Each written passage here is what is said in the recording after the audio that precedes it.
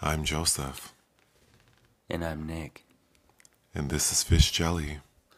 I'm a former scientist. I was discouraged by you. Now on wheels. I'm really in the mood today. No, she goes, I'm really in the mood today. That is from a song called Wheel me out. Wheel Me Out, performed by who? Well, first of all, how did you discover this song? It came on randomly, and listening to the lyrics, I was like, this bitch just said she's a former scientist.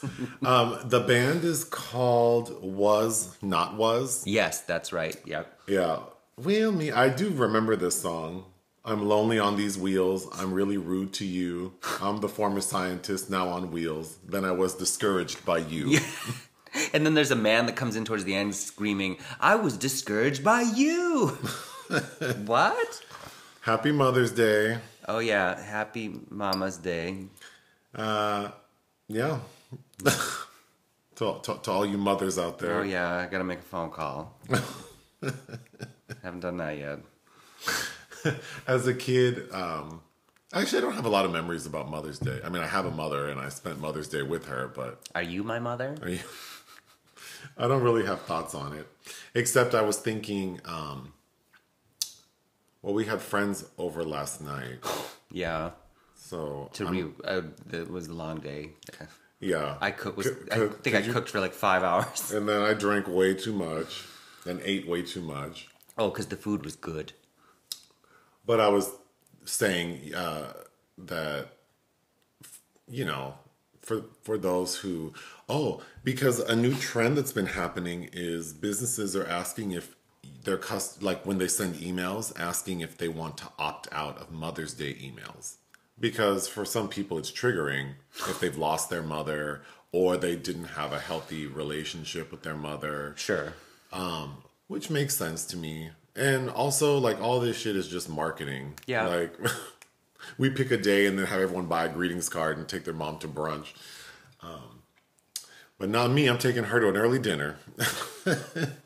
I'm not going to be fooled. Like all of these things designed for where we demand that everyone do the same thing at the same time is not wise. It's not convenient. No. But I also feel that way about Valentine's Day. It's just like a reminder. Like, I hate Valentine's Day. Because if you're not in a relationship, you feel like a loser. If you are, you feel pressure to do something. Not me. I never felt like a loser. No, but you know, some people can feel like...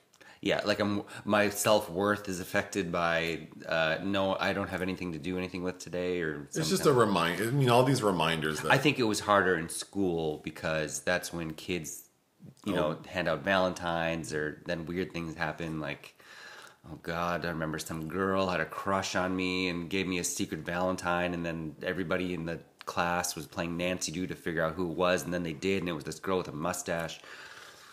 Well, thankfully, I never had to deal with girls giving me Valentines. I mean, let me be clear, that wasn't that often.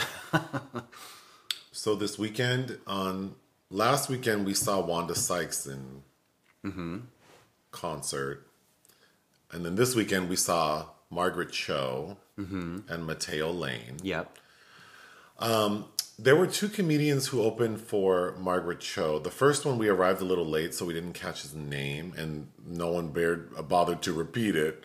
But I did enjoy him, and then Bob the Drag Queen opened for Margaret Cho, and I thought he was quite funny. He's always good, though. But I understand we probably can't talk about Margaret Cho either. I don't think we're supposed to, no. So I can't really say much. I did think she was funny. Again, the impressions of her mother are my favorite. And I am a fan from... back when I think she has a distinction for her original stand-up comedy show, I'm the One That I Want. That concert or stand-up comedy special, DVD, whatever, well, VHS cassette, was released independently, I believe. Mm-hmm. And then has the distinction of being like the best-selling. Okay. So, something like that, but it was a very successful thing, and I remember getting that VHS and then seeing her in concert many times after. Her brand of comedy works for me, but I think the content feels very similar Yes. So I kind of stopped checking for her. But you had free access to all the Netflix is a joke events. So, I chose to see her. So I'm glad I did. Mm-hmm. And then Mateo Lane. Yeah. So I was reminded that by someone that I had talked about Mateo Lane before in not the nicest way. But my thoughts about him remain the same. That I think he's smart and funny. I do too. Who reminded you that you...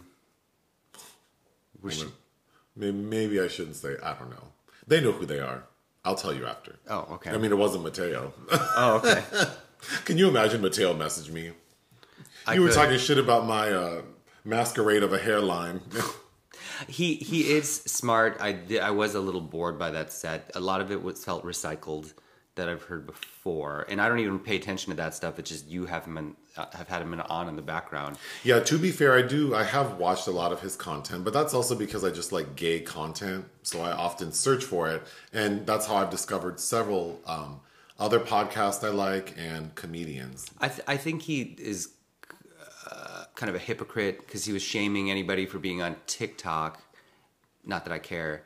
And then had a whole spiel about playing video games and earning money via Twitch over the pandemic. And it's just like, okay, girl. And then post a lot of thoughty pics on Instagram. But then he's one of those entertainers who doesn't seem to want to interact with fans, or like he seems very like standoffish, and I don't know. He doesn't seem like a nice guy. He doesn't seem, and you know what else rubbed me the wrong way was he was disparaging that during the pandemic, during quarantine, he had to do ads to make money. But in the same breath said that he had no money. Right. So bitch, like, do you like, are you grateful for getting money, or are you just going to shit on the opportunities? But it's like, so you're not gonna hustle, okay? You're too good to do a Trojan ad. I don't think so. Anyway, I mean, obviously, I selected to see him because I do think he's funny, but... And then his openers were Sashir Zameda and... Nicole Byer. They opened for him and were the quote-unquote hosts. And I like both those ladies, but their little shtick was meandering. I don't think they were prepared. No. I think that they arrived and they're like, oh, we need an opener. But the highlight of that performance was the opening act was a woman named Janice. And when Sashir and Nicole introduced her, they were like, oh, we were at the Grove and saw her like luring pigeons into the fountain to give them a bath. She was corralling pigeons. And we thought, wow, you're something special. We're going to bring you down.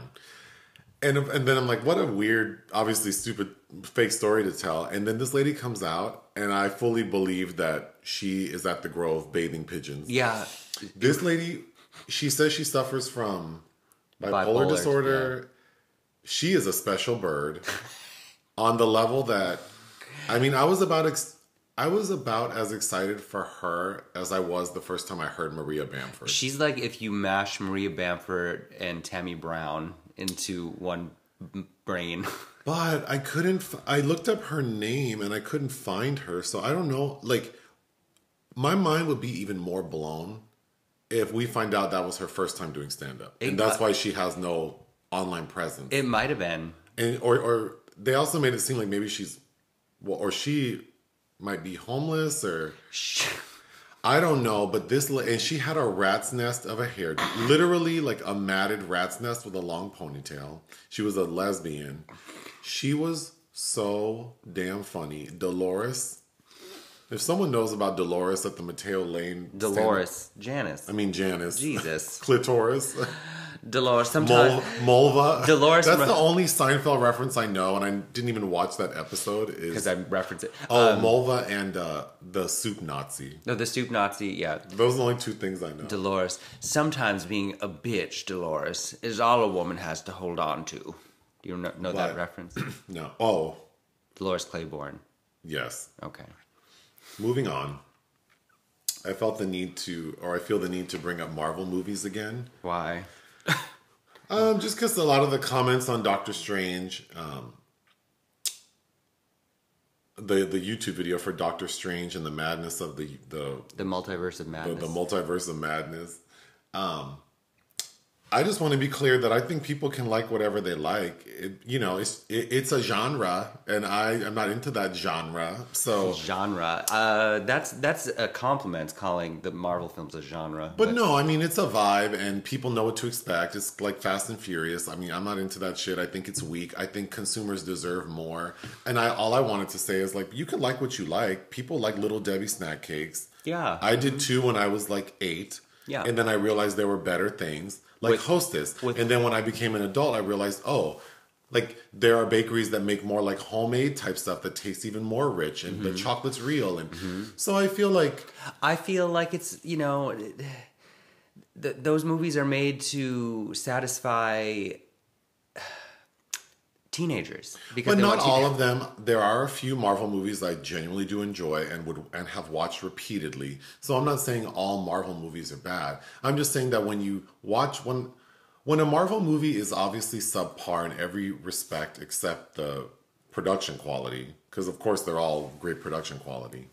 But when the acting is not the best, the writing is poor, the story is ridiculous, the comedy is weak, and then the casting is like, why this person? And it's so self-reflexive that it might as well be cannibalizing itself. That I just think consumers deserve more. And if I don't know how much a movie ticket costs nowadays, but let's say $20. It's like if you went to your local fucking Mexican restaurant and ordered an enchilada plate for $20 and you didn't like it, your ass would be all up on Yelp with pictures and 1-star reviews and complaining about how they ruined your anniversary.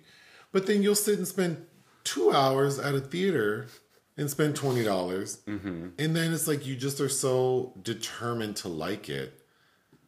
I don't know. I think it's the fervor with which people talk about certain things that are like, come on. Just admit that you just are a fanatic and you don't care what it is, you're going to love it. I can accept that, and that's great. But to pretend like it's like masterpiece theater is like, okay. Why? Are people saying hateful things to us? No, they're not. In fact, most of the comments are positive, like they thought our review was funny. But, but just like the things that people are saying, agreeing that it's just subpar. But that's all I wanted to say. That I'm not shitting on Marvel. I do like some of them, and I thought Doctor Strange. Would I watch it again? No. Did I enjoy it enough? It was okay. I'm not saying it's the worst movie I've ever seen. It's not the worst Marvel movie I've seen. I'm disturbed that I have a very good memory, especially concerning film, and I don't. But not one brain cell remembers Rachel McAdams in the first Doctor Strange. When we sat down to watch this film, I'm like, oh, that's so weird that she's popping up in the sequel, and I'm like, oh, I forgot her. Moving on, so I was reminded by someone that at some point I had referenced talking about elaborating on my feelings or our feelings on death. Yeah. And then I don't recall when and where I did that, but if I would follow up on that. So, sure. So what are your thoughts on death? That it comes for us all. Because I could not stop for death, he kindly stopped for me. Oh, God. Well, I think death is like before I was born. Like nothing. Mm-hmm. Like I don't think there's like an afterlife. I think when I was a kid, I used to sort of... I'm just going to use the word pray because I think that's what I thought I was doing back then. I would pray that like there's an afterlife and I would understand all the mysteries of life, like where we come from. And I think that made me feel really good until I realized that's not going to happen. Which is why I don't shit on religion that much, because I think like, I do recall a time when I really believed, like wanted to believe that when I die, I'm going to go somewhere else and someone's going to reveal everything to me. It made me feel nice, like excited for life and not scared of death. But as an adult, my thoughts have changed. I don't think there's anything afterwards. And in some ways it makes me a very morbid, depressed person. But in other ways, it makes me not afraid of moving on. Mm-hmm. Not just death, but like moving on like in life. Sure. Because I think death seems very peaceful. Like I'm looking forward to it because it just seems peaceful. Like, life was hard and there were some great things along the way. And, maybe I'll find a way to be happier more often than not. But even with that, it's like, one day it'll be over and that's it. Like, I will have done what I did. And I'm not sad about death. I'm not sad about other people dying because I know it's going to happen. Even people who I care about, it's like, well, if you die, I'll obviously miss you. But, I mean, I don't know. I don't think I would let that affect the rest of my life, like, mourn you forever. Or if someone, like, if there's a hit and run or a drunk driver kills you, like, spend the rest of my life campaigning for, like, stricter, like, DUI sentences. Or, like, I mean, I just don't know that, like, this kind of shit happens. Everyone's going to die. I don't know that I think it matters how, per se. Obviously, there are things that are more tragic than others. But I don't know, listening to people talk about their 96-year-old grandma who passed from old age and they're so devastated and taken off a week from work. And to me, that seems kind of, like, odd. Because you didn't think grandma was going to die. She's so old. Or, like, like someone who, your fat ass uncle who ends up, dying from a heart attack. It's like, well, I mean, I don't. Well, I think part of it is this expected social ritual too of a display of some sort in reaction to death. Oh, I agree. But so, we add ceremony to everything, and as you know, I don't like that. I feel like everything feels so forced. Like, can I just experience things how they hit me? So I'm not saying I'm not going to mourn your death or my mom's death or my sister. I mean, I'm not saying that. I'm just thinking that I'll be like, I know that you're going to die, and maybe I'll die before you. And I mean, it is what it is. But yeah, I don't. I guess is the prompt. Have I revised my beliefs lately in the year that we probably talked about this, or I don't know how we brought it up and why. Because sometimes I'll say like, well, we don't have time. I'll talk. So I don't know what the context was. It was just like my thoughts on death. But yeah, I'm not afraid to die. I look forward to it. I'm not suicidal. I don't have a plan to kill myself. I'm a pretty negative. I'm told I'm very negative. Yes, you are. So I'm not going to argue that. I think I'm just kind of a sad person because I just think about how awful life is for so many people. And I'm not a martyr or I'm not a saint like that. It's just sometimes hard to find joy when like there's so much bad shit going on. So yeah, that overwhelms me sometimes. Yeah, that can be overwhelming. But how I view death is it means that we have a finite amount of time, and should you have the opportunity to enjoy things, you should. Sure, but then I think that attitude is great. But then I think it's in contrast, or it contradicts. I'm not saying that it works in every. No, I'm not saying you are, but I think that. I think that life is so complicated because we're all so selfish and we all want to sort of live. But then instead, you also want to consume other people and other things. I'm not saying that. I think that to expound on that comment is, that can take a lot of different shapes.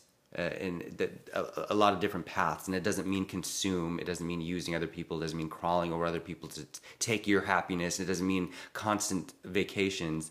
I think it's more of a mental. You have to find a way to get there in your mind. Sure. Well, yeah, because I was thinking more like everyone so focused on them. Yes. And who they care about. Well, and what they care about. I think we fail to realize that maybe our happiness means realizing how connected we are to others and that their well-being matters too. Right. So I think I feel hopeless because this world is trash. People are trash. No one gives a shit about anyone. Everyone pretends they care about something. Which is kind of... no one's really doing anything. What I was alluding to when we just reviewed Happening, and what's likely going to be happening with Roe v. Wade. And it's like, we have to care about matters that we don't think concern us. Well, let's segue into that because my next one was I had said that we would expound on abortion. So let's talk about that. Oh, I mean, we don't have to, or a little bit, but I think what you said is how I feel. and I've said this before, is like you can have your beliefs, but those are personal. You can't apply your personal thoughts and methods of approaching life to other people. So I respect people's beliefs because my understanding is that you hold those. Those are your private beliefs. Yeah, you hold those individually. Like they shouldn't apply to me. So if you don't want to have an abortion, then don't. And if you don't agree with it, then I guess don't support it. In your own world. But to assume you'd have a say in someone else's decision on how they want to treat their body seems odd. But I'm not saying that as a community we can't have a say in how we live. Right? There are certain things that are right and wrong. Right? Like murder, theft, cheating, lying. We all agree is wrong. We still do it, but like we all know that it's wrong. But yeah, like to say that abortion is wrong is like, okay, for reasons you hold, but if I don't think that life starts at conception, then to me it's just a very personal choice. I'm not an individual who can grow a baby in my uterus.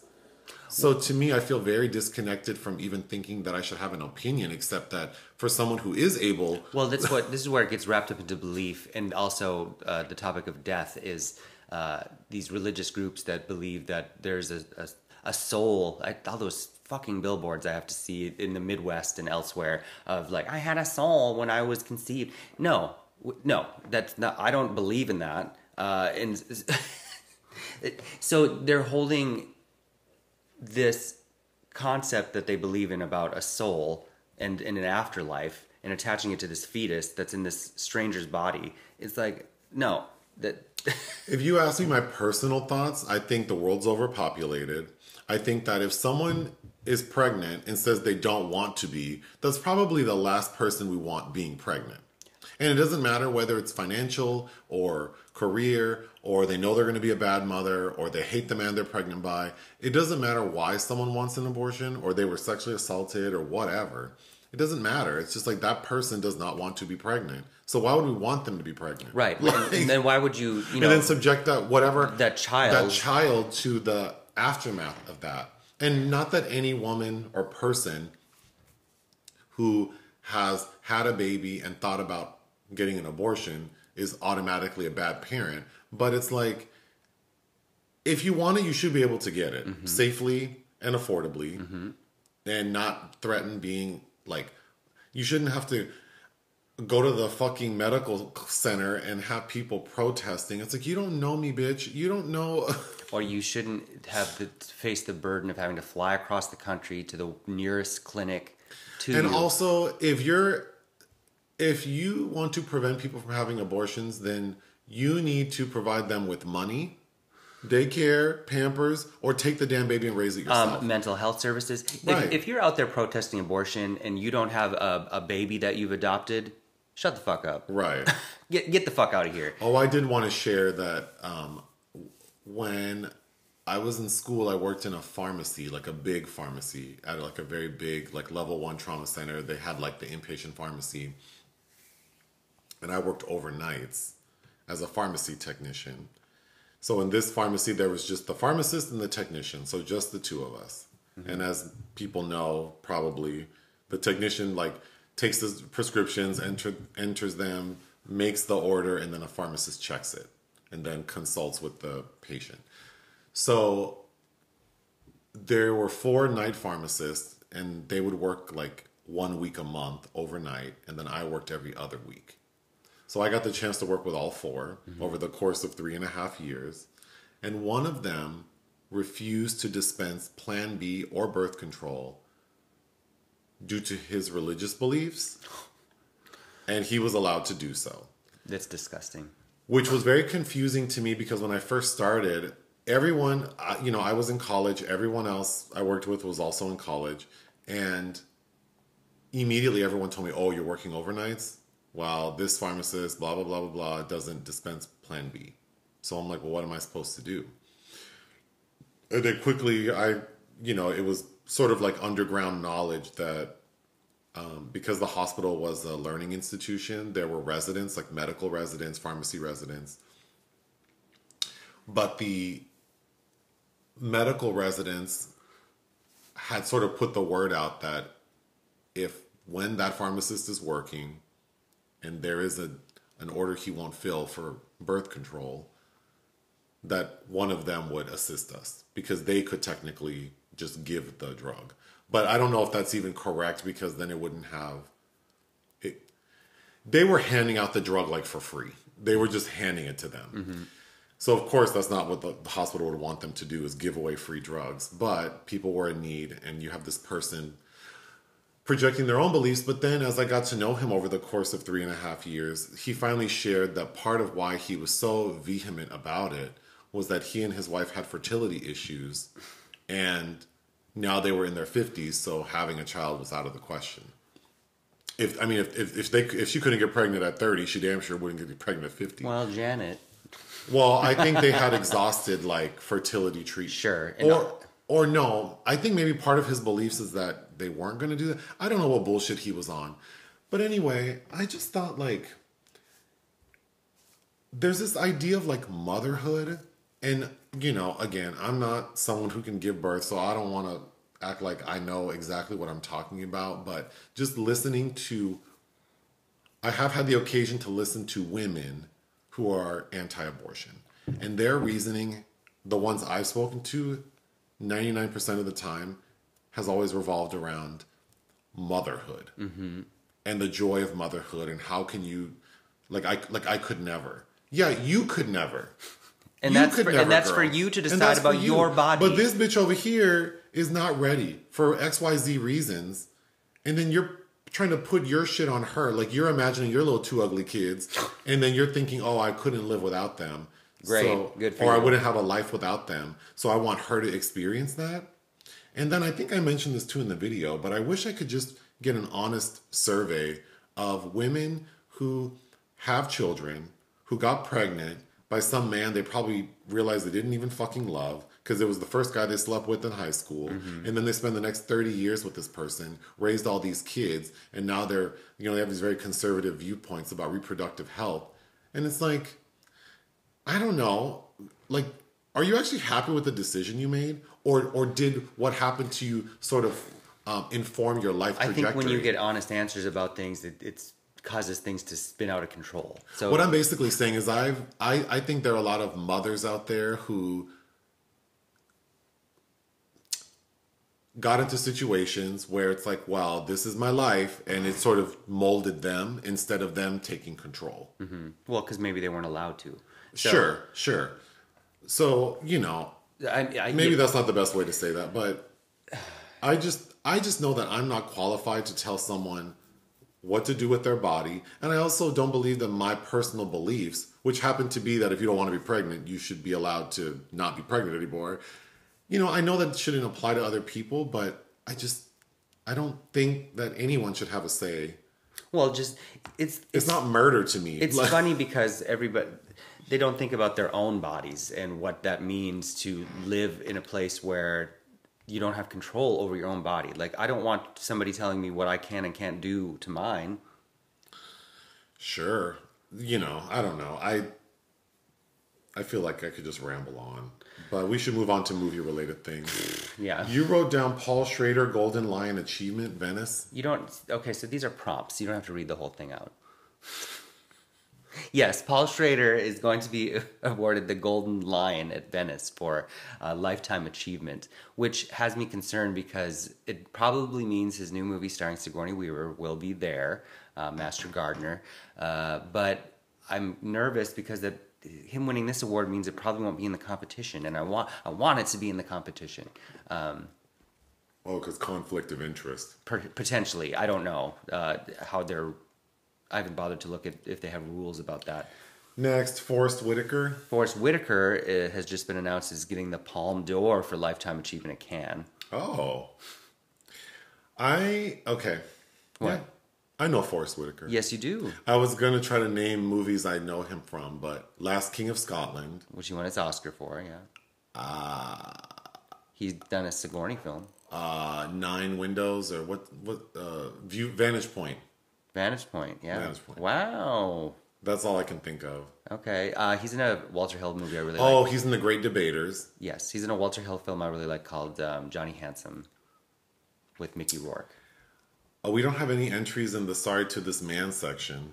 Again, not that has been brought to my attention. Yeah. Films released we didn't cover. You don't have anything. Well, we did The Twin, and we did, the major release was, of course, Doctor Strange this week, and Happening, the Golden Lion winner, so. And then movies we watch for fun. So you watched something called Get Christy Love. Yeah, it was a television series, but I believe I watched the first entry of that, directed by William A. Graham, and it stars Teresa Glover. Is that her name? No, sorry, Teresa Graves. She was the second woman after Diane Carroll, second black woman to have her own television series. It was can I quickly mention, because I always say Diane Carroll, and I said it in a video, and there were several comments about people saying that they can't believe I don't know how to pronounce her name. Like, does anyone really think I don't know that her name is Diane Carroll? I'm being funny. It's like how we say Timothée Chalamet. Right. It's like, I know it's not Timothée, but I like how it sounds. Oh, it's just like people got upset at me saying Uma. Oh yeah, like that's not how you talk. So I'm being funny, but it's okay. Whatever. Teresa Graves, who's very beautiful, stars as the IMDb. Entry says, the adventures of a sexy and sassy black undercover cop, Christy Love. It was entertaining, but The Adventures of... This is like a TV show. It was. It became a TV show. And people like Clu Gulager and Tom Skerritt, who will come up later in this conversation. We finished Joe versus Carol. Yes, we did. And you know what? That grew on me. It did. I think the final 2 episodes... how Kate McKinnon played Carol Baskin is what it should have been the entire time. Yeah. So, unfortunately, my overall opinion of her performance is not good, but it did grow on me. I think John Cameron Mitchell did a great job. I think Joe Exotic, or whatever his real name is, Joseph Maldonado, as a personality, I could be done with him. I know he's probably going to die soon. He has serious health issues. Mm-hmm. I have no interest in watching the second part of, Tiger King. But yeah, a remarkable story. If people haven't seen the Tiger King docuseries, I would recommend it. Mm-hmm. I don't know that I would recommend the TV series on Peacock. I think John Cameron Mitchell does a good job. I don't know that I'd recommend that. I think Joe Exotic, the actual man in the Tiger King docuseries, is equally, if not more, entertaining. And certainly the docuseries is more wild and gripping. And lastly, we watched... So we had a bunch of friends come over last night because we wanted to watch Avatar... Because we were at a party the previous weekend, mm-hmm. and a friend had mentioned how much he loves Avatar. And we had said that, because we watched the Avatar trailer. Yes, we did. We did. There was a special screening of the Avatar trailer on the same day as the early screening of Doctor Strange. So we watched the new trailer, and then I thought, I haven't watched Avatar since it came out 11 years ago. 12 years? 2009. Oh, 13 years ago. Christmas of 2009, yeah. Yeah, so almost 13 years since I've seen Avatar. So we rewatched it. What are my thoughts? That script. Oh. Okay, visually it's stunning. Yeah, it holds up. It holds up. Yeah. The amount of care that those artists put into this film is remarkable. I mean, it looks better than high budget shit that's out now. Mm-hmm. So very impressive. But the story is very basic, and the casting is whack to me, especially like the 2 bad guys who I feel like are just like these... They're supposed to represent like these white racist men. I don't know. Colonialists. Yeah. I think it was way too heavy-handed. I do like Stephen Lang. I thought he was so over the top. He is. And then the other guy, what's his name? Giovanni Ribisi. I thought he was kind of hammy, and Those then fly-bitten savages, like, oh my oh, god. the dialogue is so bad. Sigourney's hair looks ridiculous. Yes, it does. Her dialogue, I mean, everyone's dialogue. Everyone's dialogue is bad. Sam Kinison, or whatever his name is. Worthington. He, I understand that he's just supposed to be, like, it's a 3-month period. Mm-hmm. But the way they alter his appearance looks silly. That wig he's wearing. And Yeah. Michelle Rodriguez as Trudy. The only performance that I think actually works for me is Zoe Saldana. I think her performance is good in that. But and then of course, like, her family, like, those characters I think worked okay. Well, the people of color like Wes Studi and CCH Pounder. Yeah, I think just the tone of it is a little too juvenile. Imagine if this would have been like with the sort of dramatic effect of like a, I don't know, like a fucking Dances with Wolves, but then with the production and the movie magic of what James Cameron achieved, this would be like an epic movie. I mean, I did have, I haven't also watched it since 2009, and it is upsetting watching them, destroy the world of these creatures. So there is some emotional weight to it. Yeah. But yes, and I think it's James Cameron just shouldn't be writing his own films. Oh my god. The trailer for the new one I thought was beautiful. Yeah. And it actually looks quite similar to what I just watched last night. Mm-hmm. I mean, it's on par. Am I excited to see it? No, but I'm excited to see what they do with Sigourney. go ahead. But the one bit of dialogue is Sam Worthington's character is talking about family. It's like, oh, that sounds like a Fast and the Furious. Yeah. You know what I'm more interested in? Like a prequel to Avatar, because the whole, like, how they colonized that planet and then, like, built schools and taught the Na'vi, that to me was way more interesting than unobtainium. Like, oh god, yes, that's such a that shit is so stupid. Unobtainium. Like, all that money and y'all couldn't pay a copywriter or someone on a marketing team somewhere or an actual scientist to come up with a name that sounded better than unobtainium. Anyway, moving on to projects of interest. White Men Can't Jump. Oh, so that is being remade, directed by a man named Calmatic, who also directed a remake of House Party that's coming out this year. Oh. But yeah, that should, because I actually have never seen the original White Men Can't Jump. Oh, you haven't? No. I recently rewatched it. Oh. Yeah. It was on something. Oh, it was on Amazon Prime. Oh. I watched it in the old house. Oh, I would watch that, obviously, but anyway. Audrey's Children. Michael Mann's daughter, Amy Kanan Mann. I think this is her second film. In 2011, her debut was The Texas Killing Fields. I think that stars... Oh, no. It's Jessica Chastain and... who's that? Jeffrey Dean Morgan, I think. Which was just an okay film. But she's doing a film about the doctor that started the Ronald McDonald House for children and cancer research. That sounds a little dry. The Dagon. Yeah, Frank Grillo is going to headline Brad Anderson's latest film. Not all of Brad Anderson's work is great. Like The Vanishing on 7th Street is terrible. But I really like The Machinist with Christian Bale. But he's doing a film about some creature called the Dagon taking over Frank Grillo, which sounds very Stuart Gordon to me. But Femme. Femme is so the Cannes is around the corner, so a bunch of projects are being announced in the for the film market, and this sounds really good. It's starring George McKay and Nathan Stewart Jarrett from Candyman, and it is about a drag queen who is survives a horrific homophobic attack that basically destroys his life, and then he encounters one of the men in a gay sauna that attacked him, and he wants revenge. Oh, that sounds interesting. Yes, so I'm very excited for that. You skipped over The Undertaker's Children, a new project that was just announced with Ann Dowd. It's a directorial debut, not hers, where she plays this woman that's in charge with 2 children she has to get rid of. Oh. And then Wild 4 O'Clocks. The writer of Batman is directing his debut and starring Michelle Pfeiffer. Unfortunately, we have entries in the obituary section. The first is Kang Soo-yeon.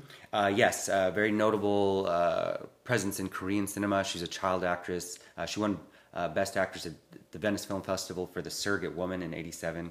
She hasn't been in anything since like 2011, 2012, but she recently announced died, I think, a heart attack. She's only 55. Next, Kenneth Welsh. Canadian character actor. My go-to for him in his vast filmography is probably Twin Peaks. But yeah, he was 80. And our secret film is Top Gun. Mm-hmm. We chose to watch it because you're going to see the new Top Gun next week. Mm-hmm. Yep. I'm not going. No. Oh. I think it's during the middle of the day. Oh, yeah. But in preparation for that, and also it felt a little clickbaity because if we drop it today, people might think we're talking about the new one. That was my idea. I had this on VHS as a kid. I know my dad hated this movie, but I haven't watched this since I was a child. I don't recall ever seeing it. I'm very familiar with the soundtrack just because I was a kid in the 80s. Great soundtrack. But watching it today, I did not care for this movie at all. Oh, it's so dull. You know what it felt like? I told you this already. It felt like when I was a kid, like when I was a teenager in the 90s and then going to the arcade and they had those games like a fighter pilot game where you sit in the pod and then like your friend would go play and I'm just standing outside of the pod listening to him and then the pod kind of moves as he's flying the plane. That is about as interesting as I found this movie. Yep. Okay, the basic story is just like some fighter pilots are part of this like top 1% group of pilots who are sort of trained to be like the best of the best, the elite. So Tom Cruise and a bunch of other people are part of it. He's in there with his best friend. He has a rivalry with some other guy. At the same time, he's like fallen in love with his instructor, which we can get into because that made no damn sense to me. But everything, well, there's sort of like two culminations because the first is his best friend, Tom Cruise's best friend, gets killed like in a flying exercise. Goose. And then he chooses to move forward because there's a question of whether he wants to go on, which was so fucking flimsy. But he does, and then he's called to like some mission critical thing. Immediately, at the graduation ceremony. Yeah, like at his graduation, like we have a critical situation. You need to leave now to the Indian Ocean because a U.S. Navy ship has floated into like foreign territory, but they don't say which country, and immediately is attacked. Immediately. So Tom Cruise and his little friends of Top Gunners go and shoot down 5 foreign jets, and now he's a hero. And the end of the film is him reuniting with the love of his life. Mm-hmm. The end. Okay. Should I just go through my little notes? Okay. So did you know Top Gun is a real thing? Yeah. Mm-hmm. I had no idea. Yeah. The soundtrack is everything. Okay, so Lady Gaga has released her song from the new film. Cannot hold a candle to Berlin's "Take My Breath Away." Cannot. And then Giorgio Moroder was the producer on that, who did Yes. "I Feel Love," just countless hits from the '70s, and the Kenny Loggins track. He of course produced. Danger as well. Zone is so good. I'm more of a fan of the Berlin track. But That's great too. The writing, the acting. It's just like watching these old little pussy ass boys trying to act all aggro is so uncomfortable. Like they're all trying to be like, Oh, and I don't like it. And then Tom Skerritt is Viper. Oh God! And then like one of their, I don't know who this guy is, the general, the one who goes, "Your ego is writing checks your body cannot cash." Yeah, that character, because like the guys in charge are all kind of like, I don't know. I just thought this shit was garbage. But other notes I have, everyone is so sweaty and moist. They are. Like every scene, they are either sweating or wet because they just got out of the shower, or they're just straight up moist. Like, I just don't understand. Okay, for many years, I remember people making jokes about how gay Top Gun is, but as I watched it, I really didn't get that vibe It's at all. because we weren't used to male friendship being displayed on screen, so any semblance of vulnerability was gay. Yeah, I guess. I mean, I didn't see it. I was assuming that there'd be like long shower scenes where they're like sitting around and like loosely wrapped towel. No, there are like 2 or 3 locker room scenes, but they're not anything to get excited about. And then the friendship between Tom Cruise and his best friend doesn't really, I mean, they just seem like buddies. Tom Cruise's reaction to his friend dying, I thought was hyperbolic, but whatever. You could have a drinking game and you would die from alcohol poisoning every time they say MIG. Yeah. The type of plane. The type of plane. It was so annoying. I kept thinking of Jason Statham in the Meg. Meg. Meg. Meg. Meg. Hey, Meg. And, okay, well, Meg Ryan, this is her debut. Yeah, she plays Goose's wife. Her hair is a fucking nightmare. It is not cute. It is a nightmare. Okay, the lady, Kelly McGillis. Kelly McGillis. Beautiful. Okay. I mean, I wouldn't. You don't think she's beautiful? She's a nice looking lady. I think she was. She's no Michelle Pfeiffer. I didn't say that. She's no Christy Brinkley. Claire Danes. Claire Danes. For anyone, my favorite episode of our podcast is the episode called Shout. The Shout. The Shout. Directed by Jerzy Skolimowski. Oh, that's funny because... That's my absolute favorite podcast episode. I should look up which one it is. Somebody sent me a message about that. About The Shout? Yeah. Uh-oh. Were they upset? No, they said they're a fan of our channel and podcast. You covered The Shout in detail, but in shocking oversight, only mentioned the fabled Deep End in passing. And they sent a video where they go into depth on Jerzy Skolimowski's classic Deep End. I do agree. Deep End is a phenomenal film. I like The Shout more. But just to follow up, episode number 45, The Shout, is my favorite of ours. Okay. I listen to it quite often. Oh, okay. When I want to laugh. All right. You don't care. So you're like, you haven't listened to it. Yeah. No, you have. In the car, I made you listen. But yeah, so I don't know what Kelly McGillis. I was really in the mood that day. I'm really in the mood today. I think Kelly McGillis, she's a beautiful woman. This was when she was in a string of hits, right? Because this was after Witness. This was before The Accused. I didn't know that. Okay, well, she was a very notable figure in 1980s. I didn't recognize American the lady cinema. at all. She could have been the lady from Dirty Dancing. Jennifer Grey? Yeah. She looked very generic to me. I'm not saying that she's... She looked like Kim Cattrall's older, not as pretty sister. Really? Me. I think she's...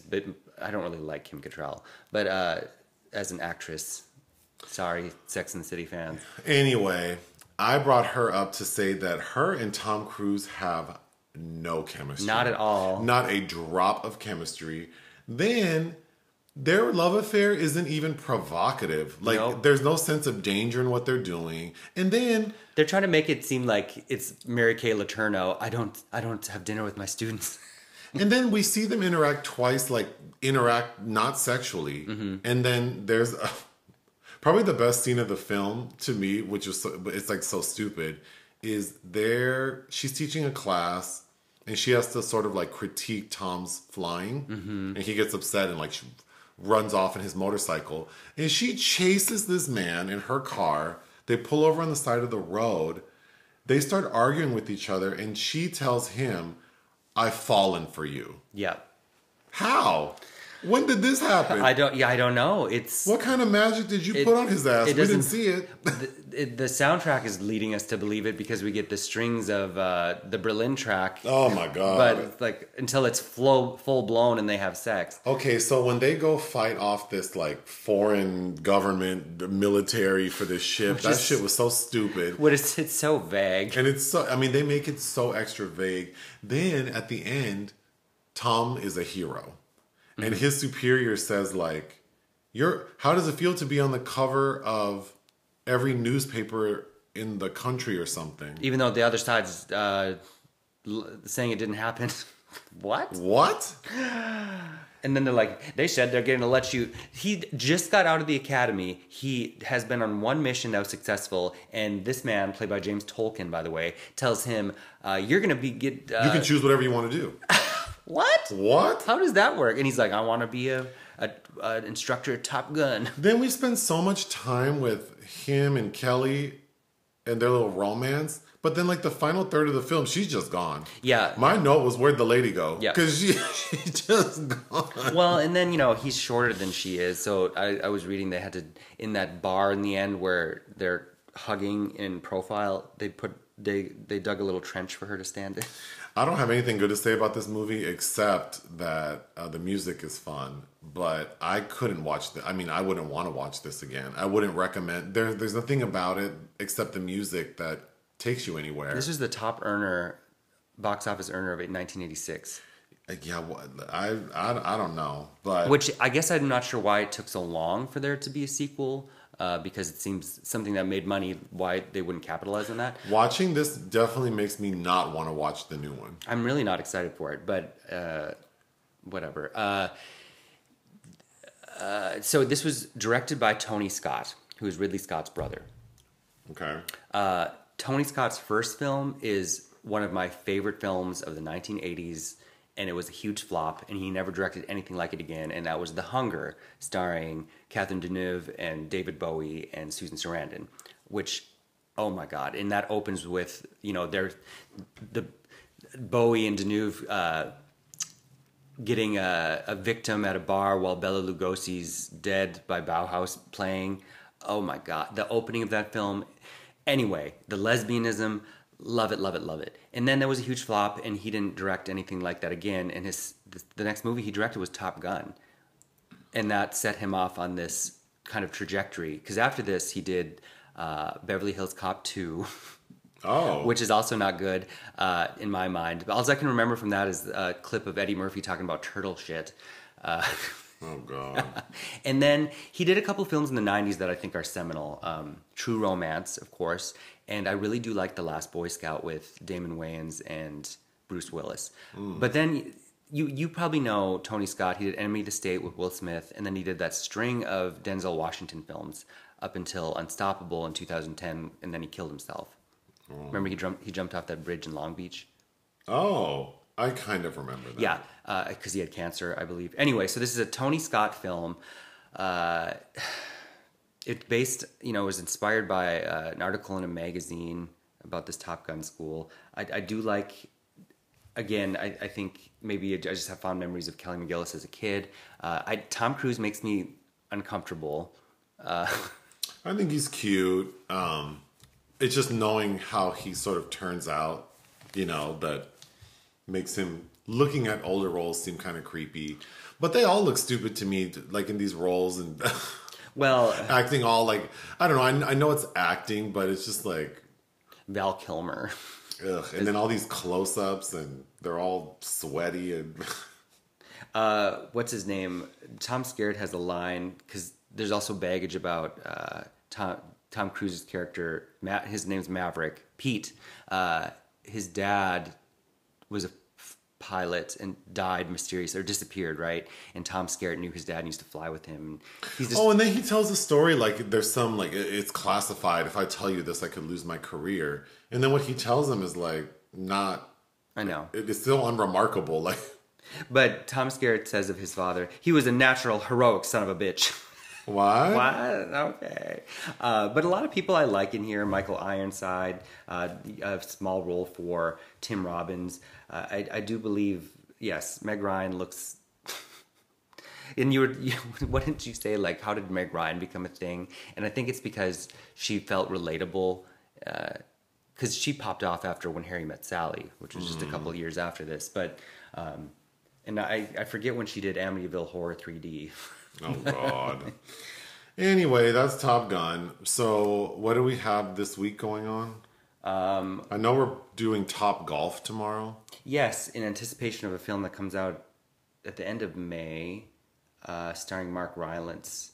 Oh, it's not a documentary? No, it's a film. About a golfer. About a golfer with Sally Hawkins and... What's it called? Phantom of the Open. Oh, God. That comes out in the beginning of June. Yeah, we have that tomorrow. And then Top Gun Maverick. And then cramming a bunch of stuff in before Cannes when I leave next weekend. Firestarter is this week. But that's a screener. Yeah. I can watch it in the comfort of my own home. Oh, excellent. But there are a few things. The Innocents, the Norwegian horror film that I saw last year. We saw on the count of 3 already. We'll be reviewing that. Pleasure out of Sundance. On the count of 3 is the suicide? The Gerard Carmichael film. We have a couple Netflix things. Our Father, that's a documentary. Oh, God. There's something else. Oh, that Katie Seagal film. We still have to watch. Oh, God. Yeah, so we have a lot to do. Do you want to leave us with a quote? Are you reading anything? A book? No. Oh. I'm reading... so I finished Treasure Island. I've never read a book. I don't know why you keep asking me. Well, I don't want to assume. I don't want to assume that you don't read. But there's a pile of books on your bedside that I didn't buy for myself. So they're going to sit there for a while. All those Elin Harris books. I would probably read those first. Okay, you started one. I did. Anyway, Treasure Island by Robert Louis Stevenson. I think that I probably needed to have read that as a kid. But it felt like I'd read Scarlet Sails, which there's a film version of that's going to be a Cannes. And I'm like, oh, that felt like a very Robert Louis Stevenson novel. So I'm like, I should read Treasure Island. I was so bored with that. And then, but it's funny. It's kind of the classic pirate tale where you get all of these sayings like "Shiver Me Timbers" and that song about the rum and Long John Silver and but I was so bored with it. But anyway, I finally finished. Shout out to Long John Silver. I wouldn't mind a gift card. No. I want some hush puppies. That's poison. But hush puppies? From Long John Silver's. Yeah, I just want to. The last time we went in search in LA for Long John Silver's, we ended up in Compton, and it was connected to another restaurant. I believe a KFC. And when I tell y'all that restaurant, a very lovely young gentleman working behind the counter, but I was worried about... A homosexual. I was worried about his health. Yes. He, bless his heart, but that was the greasiest place. I couldn't do it. Like the greasiest place you have ever been in. I felt like there's grease in the air. And there was. I mean, when we got home, my face looked like... a chicken bone. Well, it looked like when I used to work at McDonald's. It's just... We were only in there for like 30 minutes. And I felt like I was bathed in... Like someone had taken a brush with olive oil and like covered me in it. But yeah, that food was so greasy. Yes. It was good. So you don't need a gift card for that. But the hush puppies are okay. We can make hush puppies. No. You always want to make your own version of something No. I really want. I want those hush puppies from Long John Silver. But it's poison. Okay. Anyway. Maybe I want to die. Oh, and we've come back to the beginning of the podcast. Well, read your quote. I'm now reading the Ballad of the Sad Cafe and Other Stories by Carson McCullers. It's a Bantam Classics edition that my grandmother had. But anyway, I've never read it. I love Carson McCullers. And there's a film version starring Vanessa Redgrave from the early 90s, I believe. Anyway, so I had a Carson McCullers quote, which was, "I must go home periodically to renew my sense of horror." Happy Mother's Day, everyone. Bye.